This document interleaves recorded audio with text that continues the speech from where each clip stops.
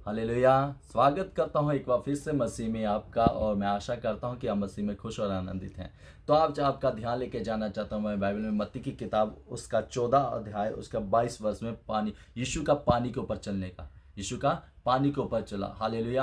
मैं आपको एक बात बताना चाहता हूँ, खुदावंद यीशु के जब पानी पर चल रहे थे, पानी पर चल के अपने चेलों के पास आए, उनकी नाव क्या हो रही थी? डूब रही थी। उनकी नाव झील में क्या हो रही थी? डूब रही थी। और बाइबल इस प्रकार से बताती है, जब उनकी नाव डूब रही थी और जब वो उन हालातों से जूझ रहे थे, जब उन परेशानियों से जूझ रहे थे, वो तूफान उनके ऊपर आ पड़ रहा था, तो बाइबल इस प्रकार से कहती है कि जब यीशु मसीह को उन्होंने दूर से उस समुद्र के उस झील के ऊपर चलते हुए आते देखा, तो चेलों ने डर कर कहा कि शायद ये कोई और है, शायद ये भूत है। लेकिन उनमें से एक चेला मैं जिसके बारे में आपको बताना चाहता हूँ, उसका नाम है पतरस। पतरस को खुदावंद यीशु ने उन चेलों को पुकार के कहा, डरो मत, मैं हूँ। यीशु मसीह ने उन्हें क्या कहा? डरो मत, मैं हूँ। तो उनमें से एक चेला था, उसका नाम था पतरस। पतरस ने खुदावंद यीशु से कहा, हे प्रभु अगर तू है, क्या कहा? हे प्रभु अगर तू है तो मुझे आज्ञा दे, जिस प्रकार तू पानी पे चल रहा है मैं भी पानी पे चल कर आऊं। हालेलुया। अब 14 अध्याय को पढ़ सकते हैं, उसका 22 वर्ष को अगर आप पढ़ते हो, 22 से लेके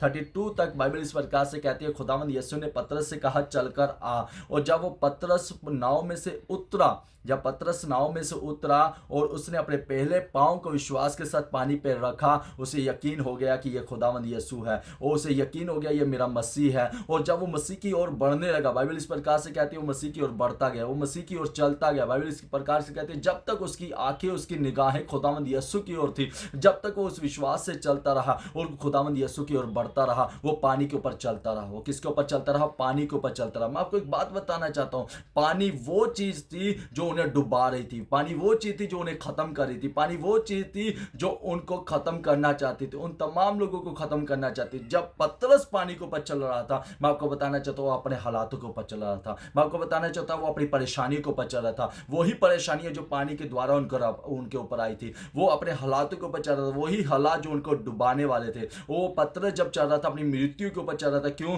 क्योंकि वो मौत की घटा थी जो उनके ऊपर छाया हुई थी। हालेलुया। मैं आपको एक बात बताना चाहता हूं, जब तक पतरस यीशु को देखता रहा, यीशु की ओर बढ़ता रहा, जब तक पतरस यीशु की ओर देखता रहा, पानी के ऊपर चलता रहा, तो मैं नहीं जानता आज आप अपनी परेशानियों में, अपने हालातों में, अपनी तकलीफों में किसे देख रहे हैं। लेकिन मैं आपको एक बात बताना चाहता हूं, आपको देखने की जरूरत है खुदावंद यीशु को। आप देखते रहेंगे खुदावंद यीशु को तो आप चलते रहेंगे अपनी परेशानियों के ऊपर। आप देखते रहेंगे खुदावंद यीशु को तो मैं आपको बताना चाहता हूं आप चलते रहेंगे अपने हालातों के ऊपर। हालात चाहे जैसे भी, अगर आपके सामने आपका खुदावंद यीशु है, आपने अपनी निगाहों को उसकी ओर लगाया है, तो यकीन करिए ये परेशानी, ये तकलीफें, ये मुसीबतें आपके पैरों के नीचे होंगी। और मैं आपको बताना चाहता हूं, जब तक पतरस खुदावंद यीशु की ओर देखता रहा, पानी के ऊपर चलता रहा, अपनी मुसीबतों की ओर चलता रहा, अपनी प्रॉब्लम्स के ऊपर चलता रहेगा। लेकिन बाइबल कहती है एक समय ऐसा है जब वो खुदावंद यीशु के पास पहुंचने वाला था, उसने मुड़कर हालातों की ओर देखा, उसने मुड़कर अपनी परेशानियों के ऊपर देखा, उसने खुदावंद यीशु से अपनी निगाहों को फेर लिया। और बाइबल कहती है जब उसने हवा की मतलब तूफान की ओर देखा, और जब उसने उस हालातों की ओर देखा, बाइबल कहती है वो डूबने लगा। क्या करने लगा? वो डूबने लगा। और जब वो डूबने लगा, फिर उसने कहा खुदावंद यीशु मुझे बचा, मुझे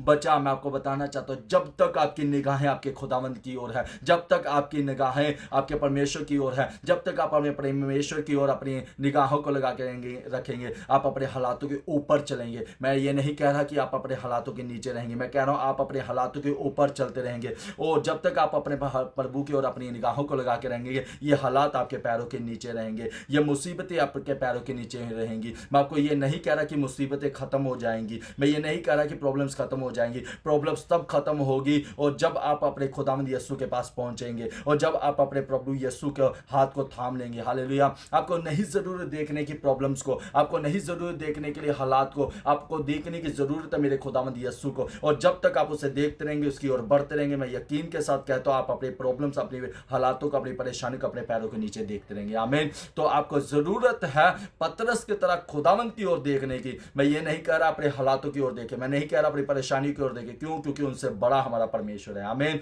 वो उन हालातों के ऊपर चलकर आया है, वो उन परेशानी के ऊपर चलकर आया, वो उन तमाम बातों से लड़कर आया है, वो जीता हुआ परमेश्वर है, वो जीत चुका और आपको जीविता परमेश्वर मिला है। हालेलुया। तो आप अपने जीवित परमेश्वर की ओर बढ़े और इन हालातों के ऊपर जय को पाएं और अपने जीवन में अपनी बड़ी बड़ी गवाहियों को देखें। आमीन। हालेलुया। और यही जो परेशानी, एक समय ऐसा आएगा, यही परेशानी आप लोगों को बताएंगे और कहेंगे मैं इन परेशानियों से निकला हूं, मैं इन परेशानियों से जूझ रहा हूं और इन परेशानियों के ऊपर मैंने जय को पाया। कैसे? खुदावंद यीशु की ओर से। हालेलुया। तो आपको जरूरत अपने यीशु की ओर ताकते रहे, अपने यीशु की ओर बढ़ते रहे। ये परेशानी, ये दुख, ये तकलीफ आपके पैरों के नीचे होंगे। आमीन। इन वचनों के द्वारा परमेश्वर आपको आशीर्वाद बरकत दे। हालेलुया। मैं आशा करता हूं कि ये वचन आपकी जिंदगी में बहुत सा काम करेंगे। आमीन।